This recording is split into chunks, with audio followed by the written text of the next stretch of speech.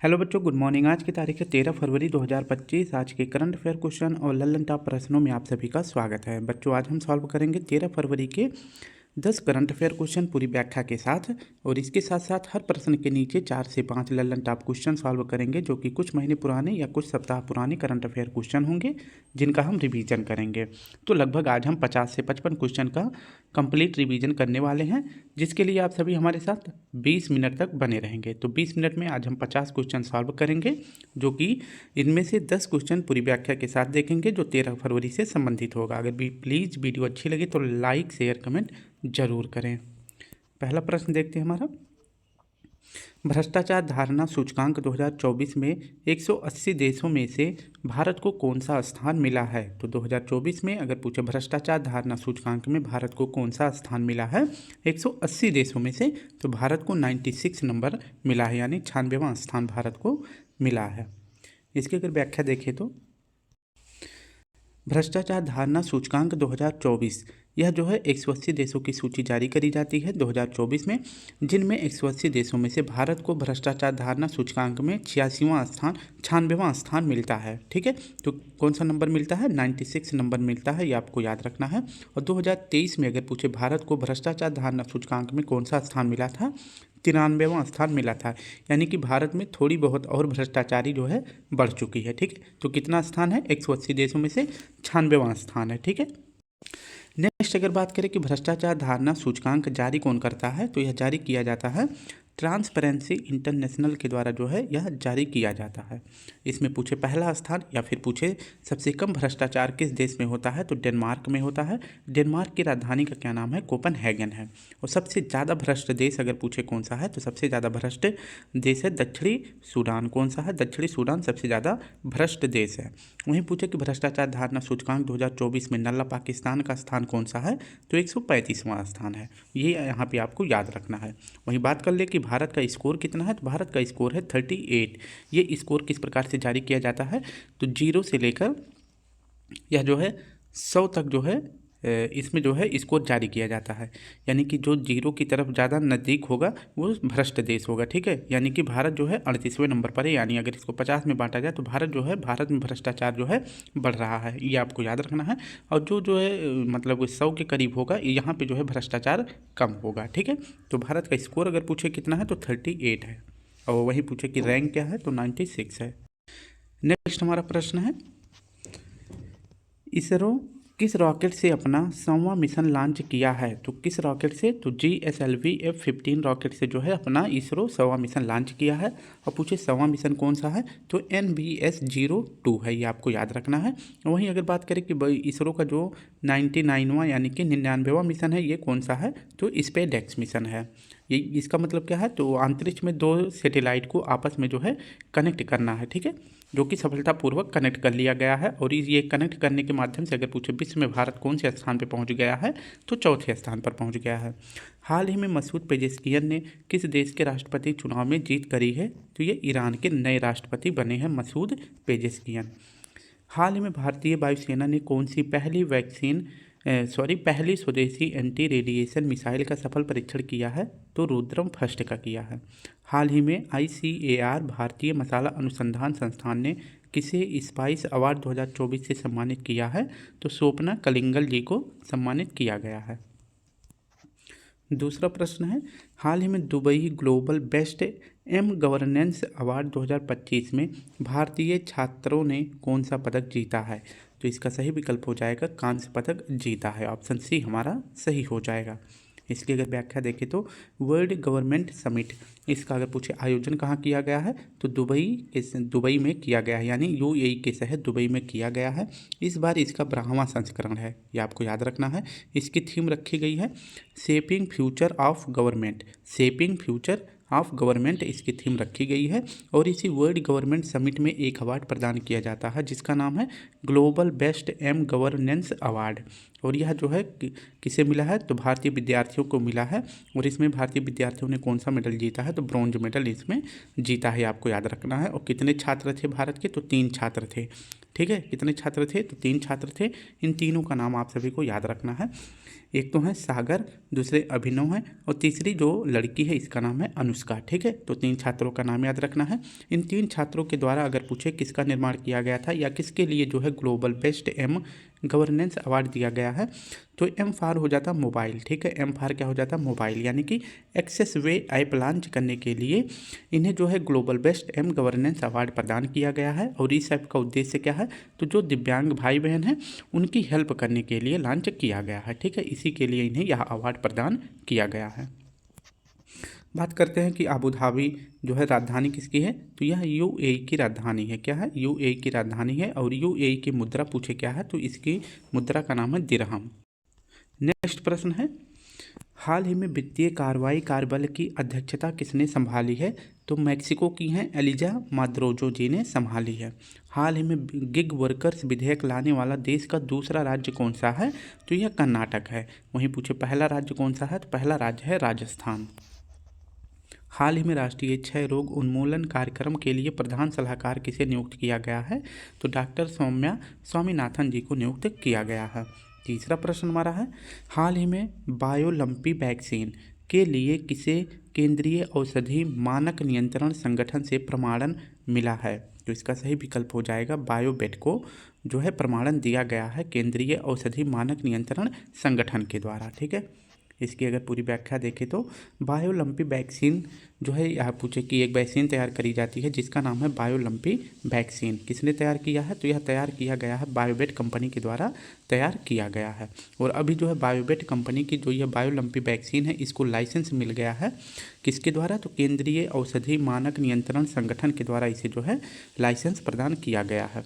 इस जो वैक्सीन को निर्माण किया गया है इसका उपयोग कहाँ किया जाएगा, तो जो आप सभी को भी पता होगा कि 8, 9, 10 महीने पहले जो है राजस्थान में या फिर पूरे भारत के विभिन्न राज्यों में जो है अलग अलग राज्यों में जानवरों के अंदर जो है गांठदार त्वचा रोग जिसे LSD रोग कहते थे, यानी कि जानवरों के ऊपर ऐसे गांठदार ऐसे रोग हो जाता था, उसी को समाप्त करने के लिए बायोलंपी वैक्सीन तैयार किया गया। ठीक है, तो मवेशियों में गांठदार त्वचा रोग हो जाता था जिसे LSD कहा जाता था, उसके उपचार के लिए यह वैक्सीन तैयार करी गई है बायोबेट कंपनी के द्वारा। ठीक है, और यह कंपनी जो है बायोबेट कंपनी 1 साल में लगभग 500 मिलियन वैक्सीन निर्माण करेगी। ठीक है, तो इसको जो है केंद्रीय औषधि मानक नियंत्रण संगठन के द्वारा मान्यता प्रदान कर दी गई है। और यह वैक्सीन जो है किसके लिए है, तो मवेशियों में जो गांठ हो जाती है उसके उपचार के लिए। ठीक है, तो वैक्सीन का नाम आपको याद रखना है और किस कंपनी ने तैयार किया है ये भी याद रखना है। नेक्स्ट हमारा प्रश्न है, हाल ही में मेजर ध्यानचंद खेल रत्न पुरस्कार 2024 के लिए किसे चुना गया है, तो 4 लोगों को जो है 2024 में मेजर ध्यानचंद खेल रत्न पुरस्कार प्रदान किया गया है। इनमें 4 व्यक्ति कौन कौन से हैं, डी गुकेश, हरमनप्रीत सिंह, प्रवीण कुमार, मनु भाकर। और ये किस क्षेत्र से संबंधित हैं ये आपको देख सकते हैं। ठीक है, हाल ही में केंद्र सरकार ने किस तिथि को संविधान हत्या दिवस मनाने की घोषणा करी है, तो 25 जून को करी है। चौथा प्रश्न हमारा है, हाल ही में केंद्रीय मंत्री गिरिराज सिंह ने भारत टैक्स 2025 का उद्घाटन कहाँ किया है, तो भारत टैक्स 2025 का उद्घाटन कहाँ किया गया है, तो यह 2 भाग मतलब इसका 2 बार आयोजन किया जाएगा 2025 में। तो इसका पहला संस्करण कहाँ आयोजित किया जाएगा, ग्रेटर नोएडा में, और दूसरा दिल्ली में किया जाएगा। ठीक है, तो बात करते हैं कि भारत टैक्स 2025 इसका उद्घाटन अभी कहाँ पर किया गया है, ग्रेटर नोएडा में किया गया है। और शुभारंभ यानी कि इसका शुभारंभ किसने किया है, तो गिरिराज सिंह जी ने किया है, जो कि वर्तमान में कपड़ा मंत्री या टेक्सटाइल मंत्री हैं। ठीक है, तो टेक्सटाइल मंत्री कौन है, गिरिराज सिंह हैं।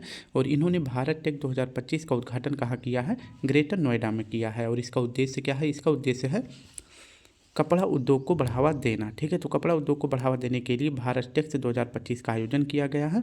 और ये इसका दूसरा संस्करण है। ठीक है, दूसरा संस्करण 2 भागों में किया जाएगा, एक तो ग्रेटर नोएडा में किया जाएगा और फिर उसके बाद भारत मंडपम नई दिल्ली में किया जाएगा। ठीक है, यानी न्यू दिल्ली में किया जाएगा। तो ये आपको याद रखना है। किसने शुरुआत करी है, तो गिरिराज सिंह जी ने करी है।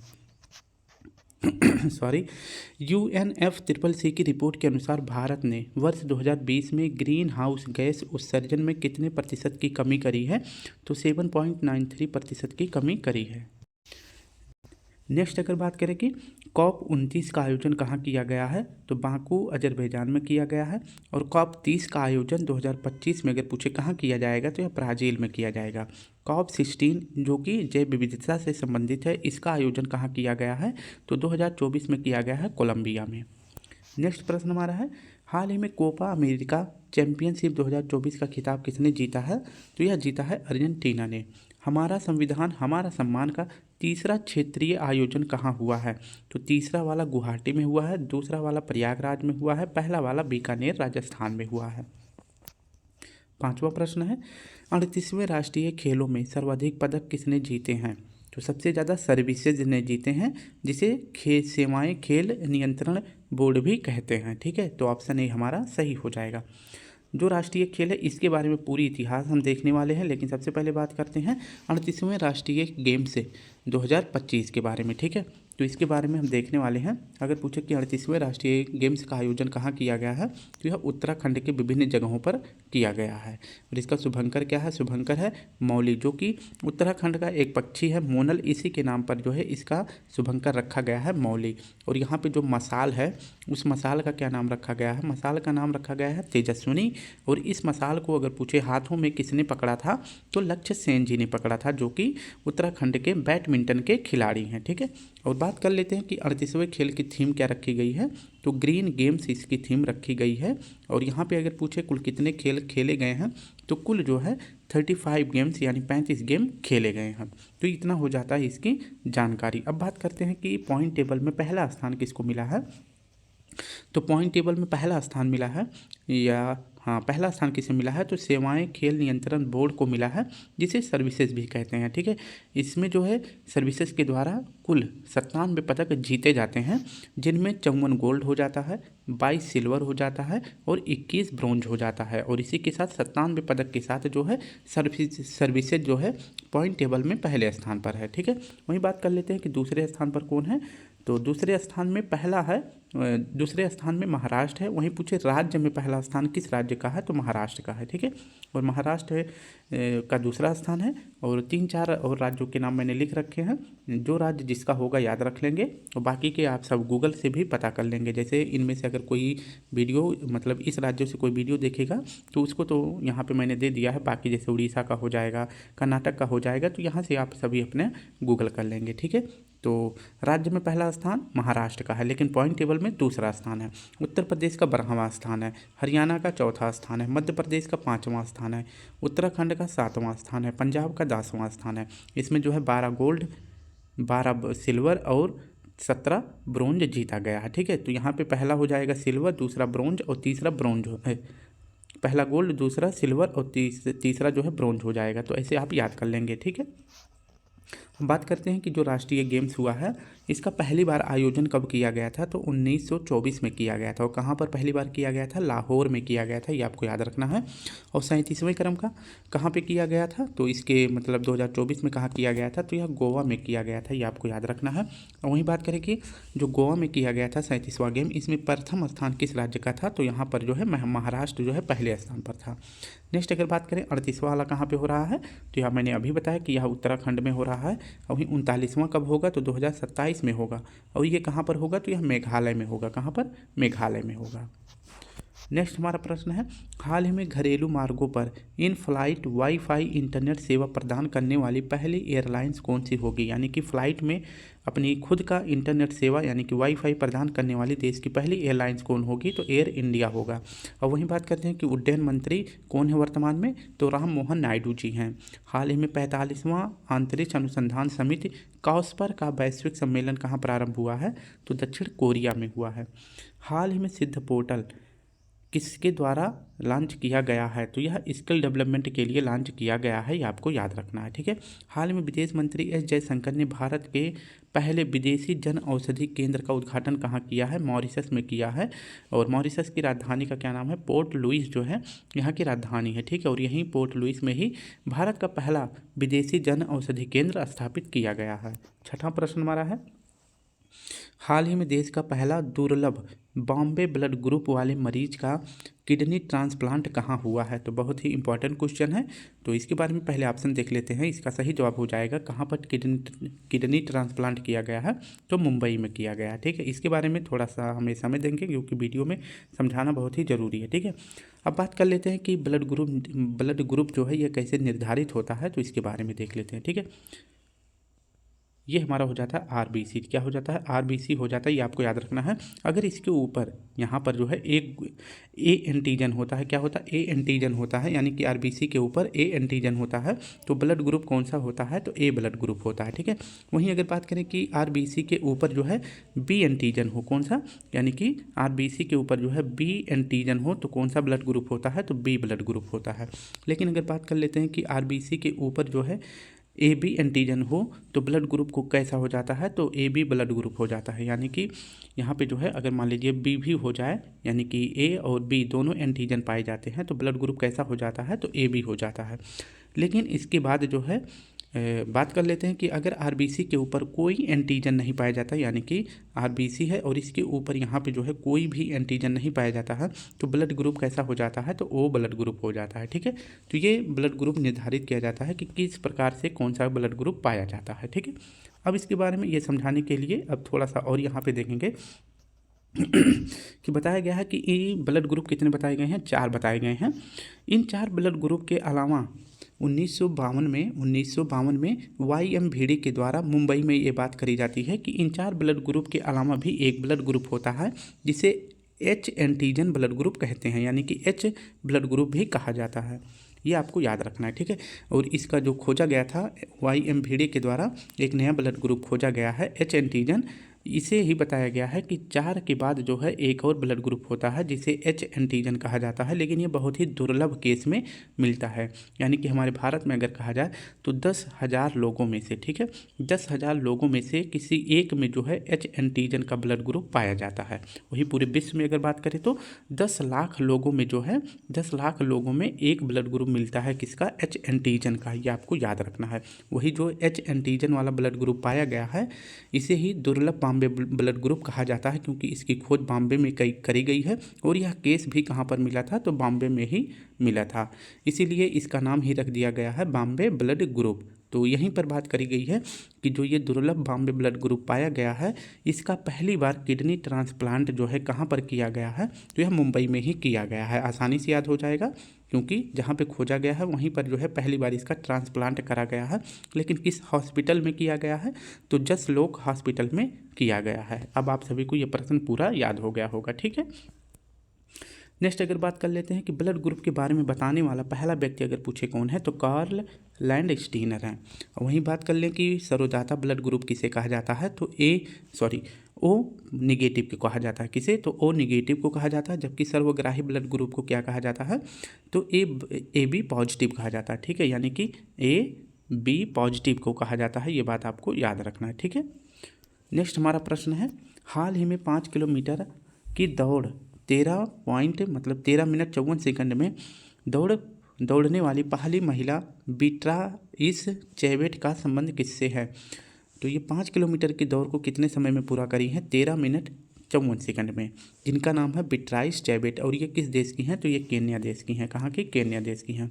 हाल ही में संयुक्त राष्ट्र जल सम्मेलन का 53वां सदस्य कौन बना है? तो कोटे डी आइबर बना है। और यह किस महाद्वीप का देश है? तो यह अफ्रीका महाद्वीप का देश है। हाल ही में अंतर्राष्ट्रीय ओलंपिक समिति ने पहले ओलंपिक ई स्पोर्ट्स खेलों के लिए मेजबान देश किसे घोषित किया है? तो दक्षिण कोरिया को किया है। ठीक है, 12 फरवरी 2025 को स्वामी दयानंद सरस्वती की जयंती मनाई गई है। इनका जन्म पूछ रहा है कहाँ पे हुआ था? तो यह गुजरात में हुआ था। ठीक है, अगर इसकी व्याख्या देखें तो 12 फरवरी को 2 दिवस हम देखने वाले हैं। ठीक है, सबसे पहले बात कर लेते हैं कि 12 फरवरी को गुरु रविदास जयंती मनाई जाती है।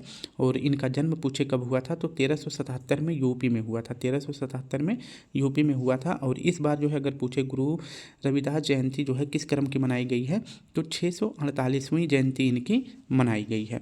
इन्हें जो है गुरु रैदास के नाम से भी जाना जाता है। ठीक है, गुरु रविदास जी को गुरु रैदास के नाम से भी जाना जाता है। यह बात आपको याद रखना है। और जो ये गुरु रैदास जी हैं इनका उल्लेख जो है जो सिख धर्म का पवित्र किताब है गुरु ग्रंथ साहिब, इसमें जो है उल्लेख किया गया है गुरु रैदास जी का। ठीक है, तो इनका भी जो है जन्म कब मनाया जाता है, जन्म दिवस, तो 12 फरवरी को मनाया जाता है। नेक्स्ट बात कर लेते हैं, 12 फरवरी को स्वामी दयानंद सरस्वती जी का भी जन्मदिन मनाया जाता है। और इनका जन्म कब हुआ था, तो 12 फरवरी 1824 में हुआ था। कहाँ पर, गुजरात में हुआ था। ठीक है, और इनका मूल नाम क्या है, तो इनका मूल नाम है मूल शंकर। और इस बार इनकी जो है कौन सी जयंती मनाई गई है, तो 201वीं जयंती इनकी मनाई गई है।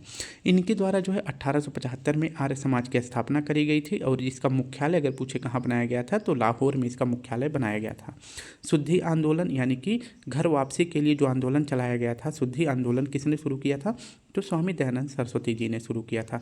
इन्होंने ही वेदों की और लौटों का नारा भी दिया था। ठीक है, और इनकी जो फेमस बुक है इसका क्या नाम है, तो सत्यार्थ प्रकाश पुस्तक अगर पूछे किसकी है, तो स्वामी दयानंद सरस्वती जी का है। ठीक है, तो 12 फरवरी को 2 दिवस आप सभी को याद रखना है।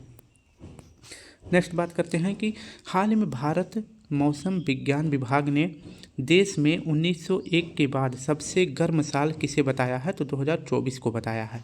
यहाँ पे जो है भारत में अगर पूछे औसत वार्षिक तापमान कितना बताया गया है, तो 25.75 डिग्री सेल्सियस बताया गया है। ठीक है, और वहीं पूछे कि जो भारत के क्षेत्र पर जो अल नीनो और ला नीनो का प्रभाव पड़ता है, किस प्रकार से पड़ता है। ठीक है, तो गर्म जलधारा है, इसका जो है प्रभाव हमारे भारत पे जो है अच्छा पड़ता है, जबकि जो ठंडी जलधारा है इसका प्रभाव हमारे भारत पे नेगेटिव पड़ता है। यानी कि जो एल नीनो है इसका पॉजिटिव प्रभाव पड़ता है हमारे देश पर, और जो ला नीनो है इसका जो है नेगेटिव प्रभाव पड़ता है। और वहीं अल नीनो कैसी जलधारा है, तो गर्म जलधारा है, और ला नीनो एक ठंडी जलधारा है।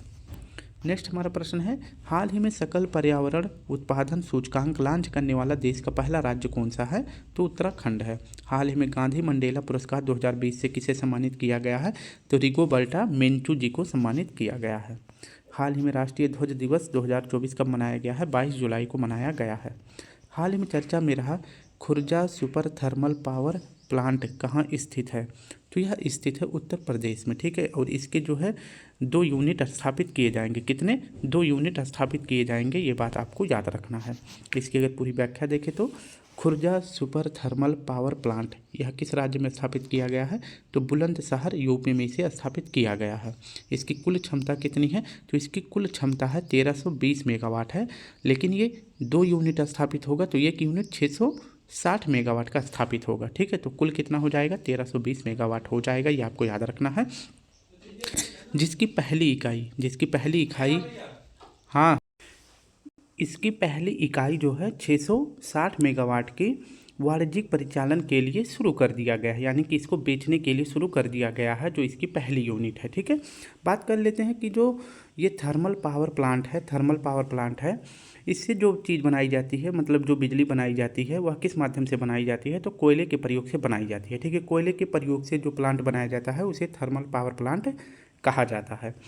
अब बात कर लेते हैं कि बुलंदशहर में कोयला तो पाया नहीं जाता है, तो यहाँ पे जो बिजली बनाई जाएगी उसके लिए कोयला अगर पूछे कहाँ से लाया जाएगा, तो सिंगरौली ज़िला से लाया जाएगा, जो कि मध्य प्रदेश का ज़िला है। ठीक है, तो कोयला कहाँ से लाया जाएगा, सिंगरौली ज़िला से, ये आपको याद रखना है।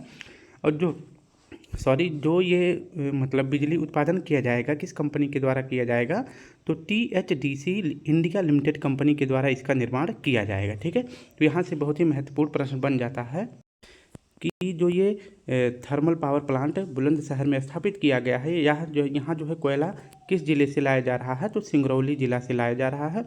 किस कंपनी के द्वारा इसका निर्माण किया जा रहा है, तो THDC इंडिया लिमिटेड के द्वारा इसका निर्माण किया जा रहा है। प्रश्न में थोड़ा व्याख्या हो जाने की वजह से जो है प्रश्न बढ़ जा रहे हैं, मतलब टाइम बढ़ जा रहा है, नहीं तो 20 मिनट में समाप्त हो जाता। ठीक है, हाल में भारतीय विशिष्ट पहचान प्राधिकरण का मुख्य कार्यकारी अधिकारी किसे नियुक्त किया गया है, तो IAS भुवनेश कुमार जी को किया गया है। हाल ही में दुनिया की पहली मिस AI का ताज किसने जीता है, तो केंजा लिली ने जीता है। हाल ही में राष्ट्रीय आयकर दिवस 2025 कब मनाया गया है, तो 24 जुलाई को मनाया गया है। 9वां प्रश्न है, हाल ही में गया टेलीस्कोप से किसने गया BH3 ब्लैक होल खोजा है, तो यह जो है टेलीस्कोप किसका है, यूरोपीय अंतरिक्ष एजेंसी का है। ऑप्शन डी हमारा सही हो जाएगा। बात करते हैं गया BH3 ब्लैक होल, इसकी खोज किसने करी है? तो गया टेलीस्कोप के द्वारा किया गया है और यह टेलीस्कोप अगर पूछे किसका है तो यूरोपीय अंतरिक्ष एजेंसी का टेलीस्कोप है, ठीक है। और ये किस क्रम का जो है इस टेलीस्कोप के द्वारा ब्लैक होल खोजा गया है? तो तीसरे क्रम का खोजा गया है, क्योंकि यहाँ पे देख सकते हैं BH लिखा है 3, ठीक है। तो ब्लैक होल 3 यह खोजा गया है, तो तीसरे क्रम का ब्लैक होल खोजा गया है, इसलिए इसे गया BH3 नाम दिया गया है, ठीक है। बात कर लेते हैं कि जो ये गया BH ब्लैक होल खोजा गया है इसका द्रव्यमान कितना है? तो इसका द्रव्यमान है सूर्य के द्रव्यमान का 33 गुना, यानी कि वर्तमान में सूर्य का जितना द्रव्यमान है उसका जो है कितना है? 33 गुना है। कितना? 33 गुना है, ये आपको याद रखना है, ठीक है। और जो ये ब्लैक होल है अगर पूछे किस तारामंडल में स्थित है तो एक्विला तारामंडल में स्थित है, जिसकी खोज करी गई है यूरोपीय अंतरिक्ष एजेंसी के द्वारा। अब बात कर लेते हैं कुछ महत्वपूर्ण अंतरिक्ष एजेंसी के बारे में, जैसे जाक्सा कहाँ का है? नासा, रॉसकॉस्मोस, कासा, इसरो, ये कहाँ की स्पेस एजेंसी है? ये आप सभी हमें कमेंट बॉक्स में बताएंगे, ठीक है। भारत की पहली तटीय बेडर पक्षी जनगणना कहाँ प्रारंभ होगी? तो यह जामनगर गुजरात में प्रारंभ हुआ है।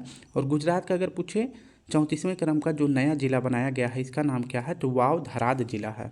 हाल ही में विश्व अंतरिक्ष पुरस्कार के लिए किसे चुना गया है? तो इसरो को चुना गया है। नेक्स्ट हमारा प्रश्न है, हाल ही में भारत ने किस देश के मोंगला बंदरगाह के टर्मिनल को संचालित करने का अधिकार हासिल किया है? तो मोंगला बंदरगाह बांग्लादेश का है और इसका अधिकार किसने हासिल किया है? भारत ने।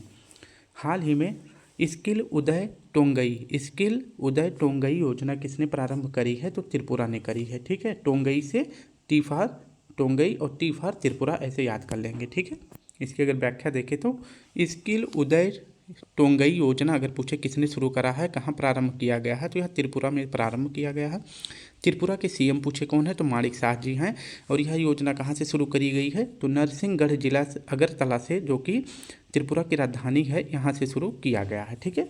नेक्स्ट अगर बात कर लेते हैं कि इस योजना का उद्देश्य क्या है, तो युवाओं के लिए स्किल डेवलपमेंट करना इसका उद्देश्य है। और इस योजना के तहत 80,000 युवाओं को जो स्कूल से होंगे या कॉलेज से होंगे उनको जो है प्रशिक्षण दिया जाएगा, ठीक है।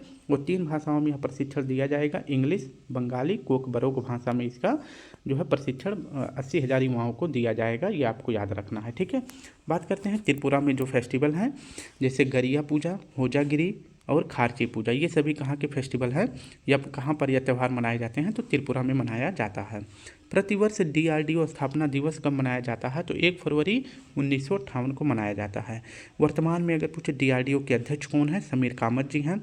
DRDO का ध्येय वाक्य क्या है? तो वलस्यम मूलम विज्ञानम इसका ध्येय वाक्य है जो पूछा गया है। हाल ही में देश के पहले भूमिगत संग्रहालय का उद्घाटन कहाँ किया गया है? तो दिल्ली में। हाल ही में राष्ट्रीय बाघ दिवस 2025 कब मनाया गया है? 29 जुलाई को। हाल ही में भारत सरकार ने किसे सैटेलाइट ट्रैकिंग सुविधा स्थापित करने की मंजूरी दी है? तो ध्रुव स्पेस को दी है। तो बच्चों, इस प्रकार से हमने अपने सभी करंट अफेयर क्वेश्चन को पूरी व्याख्या के साथ सॉल्व कर लिया। प्लीज़ अगर वीडियो अच्छी लगे तो लाइक, शेयर, कमेंट जरूर किया करें। कल फिर मिलते हैं, तब तक के लिए आप सभी को प्यारा सा जय हिंद, जय भारत।